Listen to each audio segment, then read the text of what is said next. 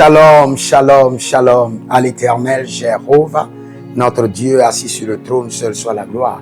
Bienvenue au journal prophétique. Le journal prophétique, nous consultons le royaume de Dieu et nous vous révélons la volonté parfaite de Dieu. Et nous consultons aussi le royaume du diable et nous vous amenons à déjouer les plans de l'ennemi. Nous conseillons les rois pour leur ascension, leur affermissement et leur exercice de règne. J'aimerais donner une prophétie sur la Côte d'Ivoire, surtout dans le domaine des Libanais qui sont en train de prendre d'assaut la nation. Écoutez-moi très bien. Avant de révéler la pensée de Dieu par rapport à cela, j'aimerais dire aux Ivoiriens, toutes mes excuses, mais vous devez vous lever et vous devez vous réorganiser. Vous devez vous sensibiliser. Le premier problème, c'est quoi? Vous ne pouvez pas vendre vos terres à des gens et dire qu'ils ne vont pas occuper et qu'ils ne vont pas vous envahir. Première chose. Vous ne pouvez pas donner votre nationalité à des gens gratuitement et dire qu'ils ne vont pas exercer leur droit de sol. Vous leur vendez des terres, vous leur donnez la nationalité, vous leur laissez les grands domaines fertiles de la nation et vous êtes dans le farotage, vous voulez tous vous installer dans la fonction publique et vous demandez à ce que les gens n'occupent pas. Analysez un peu. Il faut vraiment que les choses soient réglementées. Et pour que cela soit réglementé, vous devez commencer par la sensibilisation. Les étrangers doivent-ils acheter des terres? Oui. Mais des terres limitées. Un étranger dans votre pays qui se lève achète des hectares. Vous ne pouvez pas l'empêcher d'occuper. Un étranger qui se lève et prend la nationalité avec toute sa famille, vous ne pouvez pas les empêcher de vivre sur vos sols. Vous qui êtes des nationaux, il y a plusieurs domaines d'opportunité où vous devez investir, vous n'investissez pas. Et vous laissez même les Libanais vendre le bois. Et vous êtes dans le farotage, vous voulez tous aller dans la fonction publique, vous ne pouvez pas les accuser. Il y a 7 points que j'ai listés. Et si sur ces 7 points, il n'y a pas de sensibilisation, la terre ivoirienne est une terre d'accueil. J'ai été en Côte d'Ivoire plusieurs fois. Les Ivoiriens sont accueillants, hospitaliers.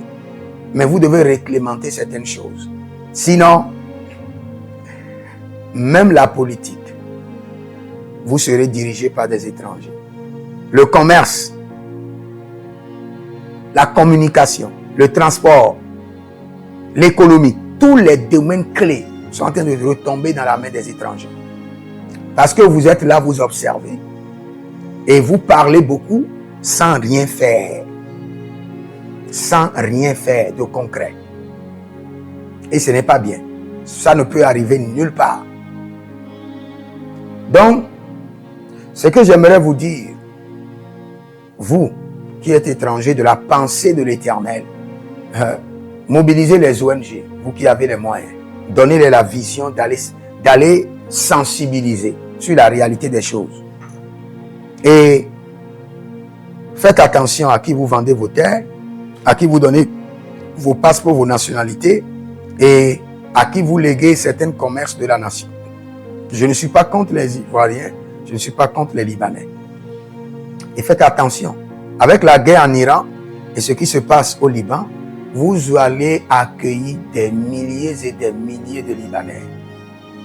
Et si les choses ne sont pas réglementées, ils vont acheter des terres, prendre votre nationalité, occuper les domaines clés de la nation et vous serez dirigé par des étrangers. Et je vous dis que dans la Bible, être dirigé par un grand nombre des étrangers est synonyme d'une manière ou d'une autre, une malédiction. D'une manière ou d'une autre. Donc vous devez vous lever, corriger les choses, réglementer les choses. Pas critiquer, pas vous lever, faire des mouvements, ça ne sert à rien. Vous êtes en train de faire des mouvements et en même temps, dans la même journée, des gens sont en train de vendre des terres, donner des ACD à des Libanais. C'est fini, vous perdez.